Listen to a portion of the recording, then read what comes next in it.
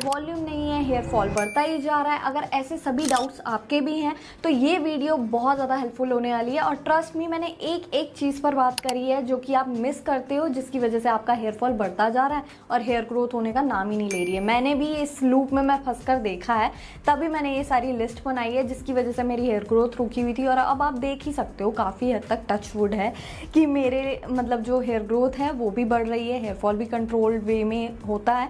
तो ऐसी बहुत सारी चीज़ें हैं जिसके बारे में आज बात करने वाले हैं। बिना किसी देरी के इस वीडियो को स्टार्ट करते हैं। लेंथ थोड़ी सी ज़्यादा लंबी हो सकती है, लेकिन ट्रस्ट मी आपकी हेयर ग्रोथ इस रूटीन के बाद बहुत ज़्यादा हो जाएगी। बालों की लेंथ अगर बढ़ानी है ना, सबसे पहले स्प्लिट एंड्स को अवॉइड करना छोड़ दो यार। देखो, अगर बालों की लेंथ बढ़ानी है ना और आपके बाल नीचे से दो मुँहे हो रखे हैं ना, लिटरली बाल कभी मतलब लेंथ बढ़ेगी ही नहीं।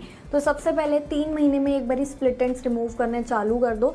कोई प्रोडक्ट, कोई मास्क, कोई भी होम रेमेडी आपके स्प्लिट एंड्स नहीं हटा सकती है, आपको उसको ट्रिम करना ही पड़ेगा और यही एक ब्रूटल रियलिटी है।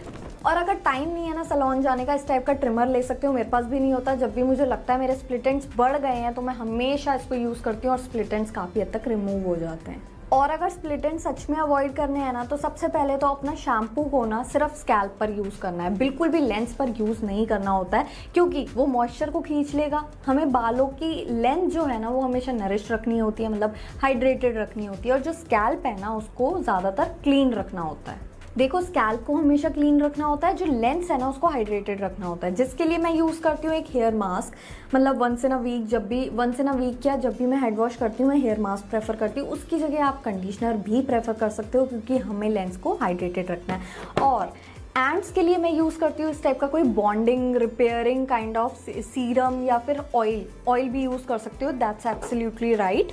तो यहाँ पे आप कभी भी मेक श्योर करना कि कभी भी डेली बेसिस पे इसको हाइड्रेटेड रखो, स्प्लिट एंड्स होंगे ही नहीं। Hair growth serum versus hair oil. अब मैं अगर बात करूं कि मैं पर्सनली क्या प्रेफर करती हूँ, मैं प्रेफर करती हूँ हेयर ग्रोथ सीरम, क्योंकि मैं इसके साथ ज़्यादा कंसिस्टेंट भी रह पाती हूँ। और जो इसके इंग्रेडिएंट्स होते हैं, रिडेंसिल, एनागाइन, प्रोकेपाइल, रोजमरी, ये सारे डिज़ाइंड होते हैं हेयर ग्रोथ के लिए। वहीं मैं हेयर ऑयल की बात करूँ तो एज सच मेरे को पर्सनली कोई डिफरेंस नहीं देखने को मिलता है in terms of hair growth. But अगर मेरे बालों को नरिशमेंट चाहिए हो, मेरे को बालों को ज़्यादा स्मूथ बनाना हो, या स्कैल्प को हेल्थ मेंटेन करनी हो, उसके लिए मैं हेयर ऑयल यूज़ करती हूँ। वो भी मैं 15 डेज़ में एक बार ही कर पाती हूँ, क्योंकि मेरे को इतना लगता है ना कि इंसान को 2 घंटे तो एटलीस्ट टाइम निकालना पड़ता है हेयर ऑयलिंग के लिए, और मैं कहीं जा भी नहीं पाती हूँ। वहीं एक हेयर ग्रोथ सीरम होता है ना, लगाया छुट्टी, और मैं डेली लगा पाती हूँ। नेक्स्ट डे मुझे हेड वॉश भी नहीं करना पड़ता, और इसके साथ मुझे हेड वॉश करना पड़ता है।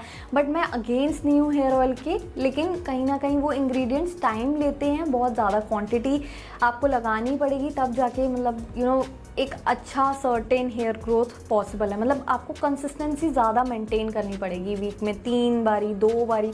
और आई डोंट थिंक आज की डेट में इतना किसी पे भी टाइम होता है। अब ये सारे इंग्रेडिएंट्स आपको ईजिली एक ही सीरम